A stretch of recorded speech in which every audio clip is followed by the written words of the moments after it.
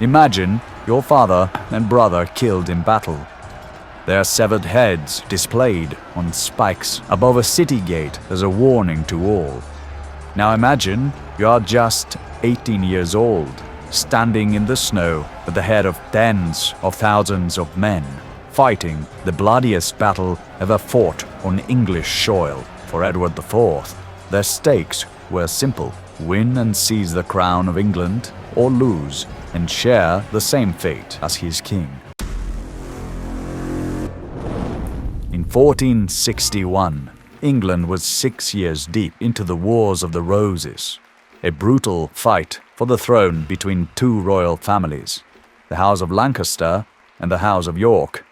On the Lancastrian side was King Henry VI. He was the reigning king, but he was weak, indecisive, and often struck down by bouts of madness. Running the show for him were a handful of powerful nobles, especially his relatives from the Beaufort family. Opposing him was Richard, Duke of York. Richard felt shut out of power and resented the grip of Henry's favorites had on the crown. Tensions boiled over, alliances hardened, and before long, the kingdom was at war. In 1460, Richard's forces captured Henry at the Battle of Northampton. With the king in his hands, Richard made his move.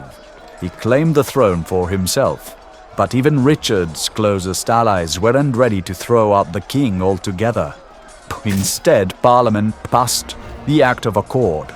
It kept Henry on the throne for life, but it declared that Richard and his heirs would inherit the crown after Henry's death. That decision cut out Henry's only son, Prince Edward of Westminster. Queen Margaret, Henry's wife, was furious. She refused to let her son's birthright be stolen. From exile in Scotland, she began raising an army, offering his soldiers the right to plunder as they marched south through England. Meanwhile, other Lancastrian forces were gathering in the north, waiting for her signal. Richard marched out to stop them, but he walked straight into a trap. At the Battle of Wakefield, his army was crushed. Richard and his young son, Edmund, Earl of Rutland, were killed. Their heads were cut off and displayed on spikes above the gate of York as a warning. With Richard dead, leadership of the Yorkists passed to his eldest son, Edward. After their victory at Wakefield, the Lancastrians were on the move. Margaret's forces joined with the victors and marched south, raiding and plundering towns along the way. At the Second Battle of St. Albans, they defeated the Yorkist army under Richard Mebble, the Earl of Warwick, and freed King Henry VI. But the Lancastrian army's success came at a price. They looted as they went, giving fear and resentment in their wake. When they reached London, the city refused to let them in, terrified of what might happen if the gates were opened. On top of that, Margaret's army was running low on supplies and no way to properly feed itself. Then came more bad news. Edward, Earl of March, the eldest son, the slain Duke of York, had just won a major victory at Mortimer's Cross. He and his army were now heading straight for London. Margaret knew she couldn't hold the capital, so she pulled her forces back north to York. Edward and Warwick soon marched into London, where the citizens welcomed them with open arms. But there was a problem.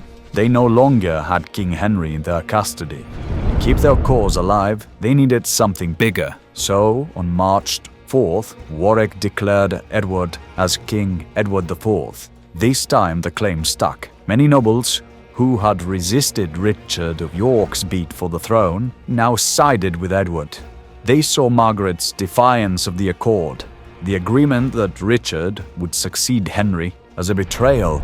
England suddenly had two kings, Henry VI in the north and Edward IV in the south. It was a situation that couldn't last. Edward moved quickly. He offered ordinary Lancastrian supporters a pardon if they abandoned Henry. The offer didn't extend to the powerful noble families. Edward wanted to weaken them, not forgive them.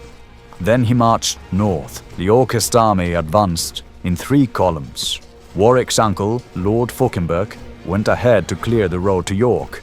Edward himself led the main force, and the Duke of Norfolk gathered men in the east, planning to rejoin them before the final showdown. While Edward pushed the main Yorkist army forward, Warwick's group moved through the Midlands, gathering more men as they marched. On March 28th, the Yorkists reached the shattered remains of the bridge, a ferry bridge, crossing the River Aire. As they tried to rebuild it, they were suddenly ambushed by 500 Lancastrians led by Lord Clifford. The Yorkists were driven back in chaos. When Edward heard what had happened, he brought up the bulk of his army and launched a direct assault. But the bridge was narrow, forcing his men to fight Clifford's smaller force head-on.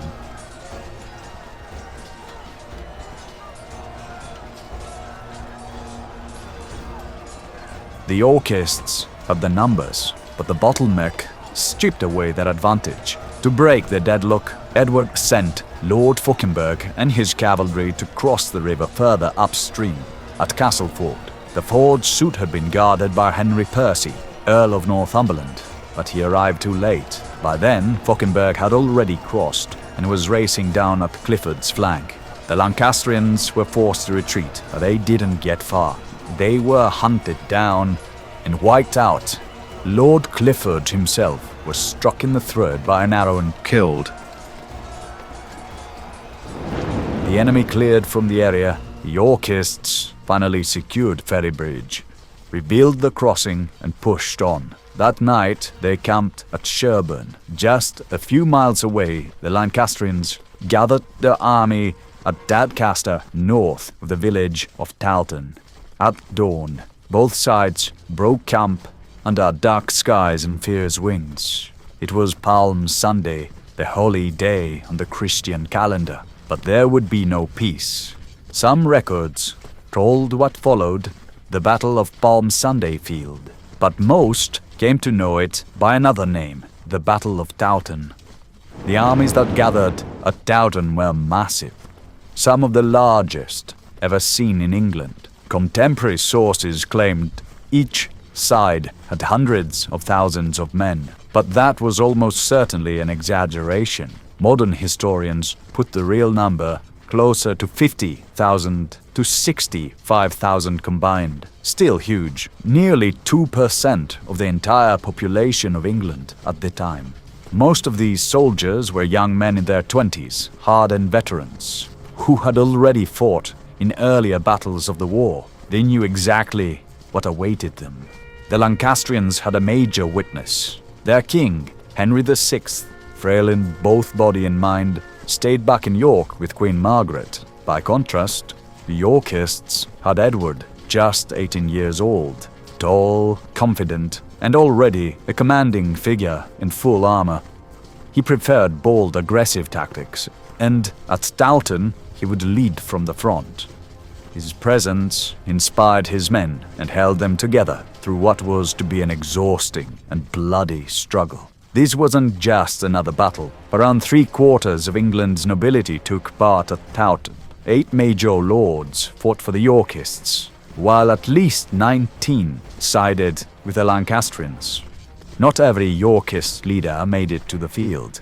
Warwick, wounded in the leg at Ferrybridge, was absent. The Duke of Norfolk's forces were present, but under the command of his men, Walter Blount and Robert Horne. Edward relied heavily on Lord Fauconberg, Warwick's uncle. Fauconberg was a seasoned veteran of the Anglo-French wars, with years of experience as captain of the Calais garrison, a commander at Northampton, and even a naval raider in the Channel. His skill would be key to the Yorkist battle plan. On the Lancastrian side, the main general was Henry Beaufort, Duke of Somerset. Some credited him with victories at Wakefield and St. Albans, though others argued those were really down to Sir Andrew Trollope. Trollope, once trusted Yorkist captain in Calais, had defected to the Lancastrians in 1459 and was regarded as one of the sharpest commanders on the field.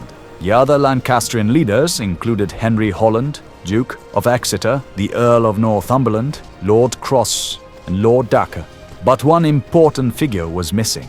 Lord Clifford, the same man who ambushed the Yorkists at Ferrybridge, had been struck down by an arrow through the throat the day before. The Battle of Towton opened with the Yorkists making their first move. Somerset, commanding the Lancastrians, stayed put on the ridge and let his enemies come to him. But Lord Fauconberg, leading the Yorkist archers, saw an advantage. With the wind and snow at their backs, he ordered his bowmen forward. They unleashed a deadly volley, their arrows flying further than usual and tearing into the Lancastrian ranks. The Lancastrians tried to answer back, but the snow blew straight into their faces. They could barely see their targets. Their arrows fell short, harmlessly sticking in the mud. Before the Yorkists' line, Fauconberg had already pulled his men back, so they took no losses. Blind to their failure, the Lancastrians loosed until their quivers were empty. The field in front of the Yorkists bristled with wasted arrows. That was when Fauconberg struck again.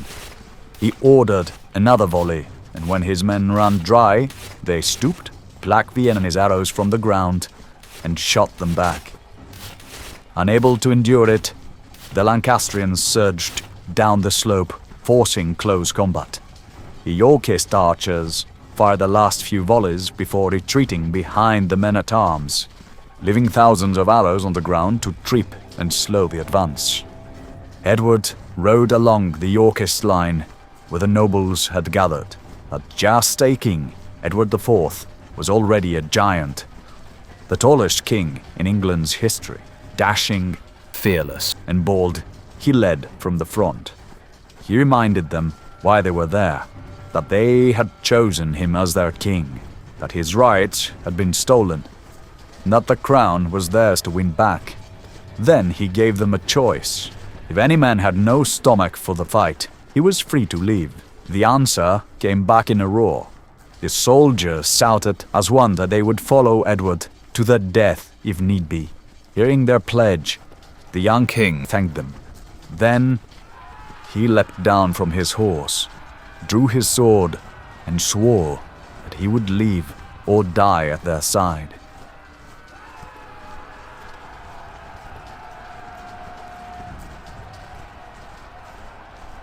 Snow still whipped across the field, blinding the Lancastrians, but they pressed on, confident in their numbers and hungry for revenge. After the hail of arrows, the clash was brutal. Lines of men smashed together in the snow, hacking and stabbing at arm's length. Men screamed. The ground turned slick with blood. For a time the fighting seemed even, but the Lancastrians had more men, and they kept pushing fresh troops into the melee. Slowly, the Yorkist army was pushed backwards, step by step, up the southern ridge. Then came a hammer blow from Castle Hillwood. A Lancastrian cavalry charge slammed into the Yorkist left. That wing buckled, panic spread. Men began to throw their weapons and run.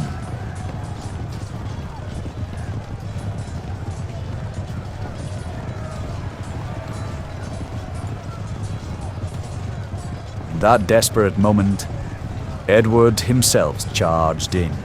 The 18-year-old king fought at the front, rallying his men with his sword in hand, shouting them back into line. His presence turned retreat into resistance, and the Yorkists held. For 3 hours the battle raged without decision. Both sides locked in savage combat, the snow turning red, the cold wind carrying cries of the dying. The Yorkists were outnumbered, exhausted, and dangerously close to collapse. And then, through the mist and snow, new banners appeared on the horizon. The standards of Norfolk. His contingent had marched hard up the old London road, unseen until they crested the ridge. To the Lancastrians, it must have been a terrible sight. Fresh Yorkist troops bearing down on their exposed flank. Norfolk's men crushed into the fight, striking the Lancastrian left, just as the Yorkists were on the brink of breaking. The momentum shifted in an instant. The Lancastrians fought on bravely, but the weight of the new assault was too much.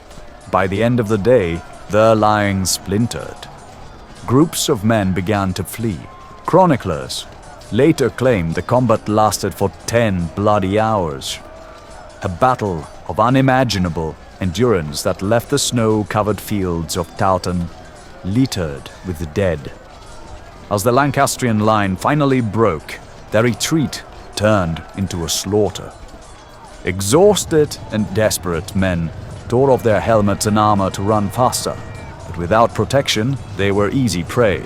Norfolk's troops were fresh and relentless, cutting down the fleeing soldiers as they ran across what later became known as the Bloody Meadow. Many were hacked down or behind, others killed after surrendering.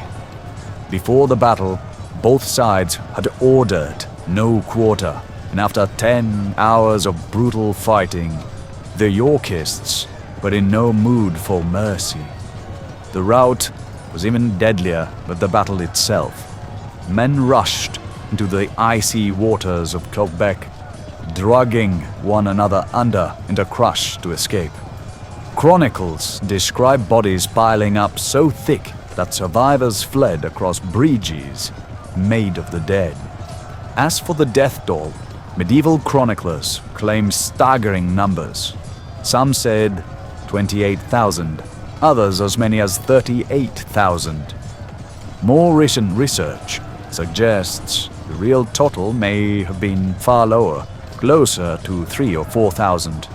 But even if exaggerated, Towton was remembered as the bloodiest battle ever fought on English soil, a day when Palm Sunday became a vision of hell.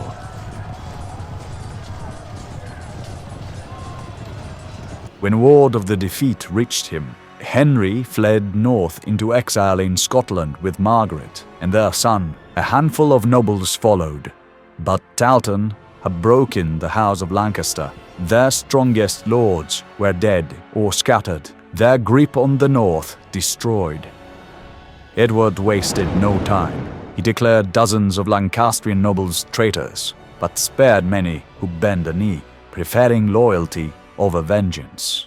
He rewarded his allies with titles, lands, and honors, strengthening his new regime. The crown was his.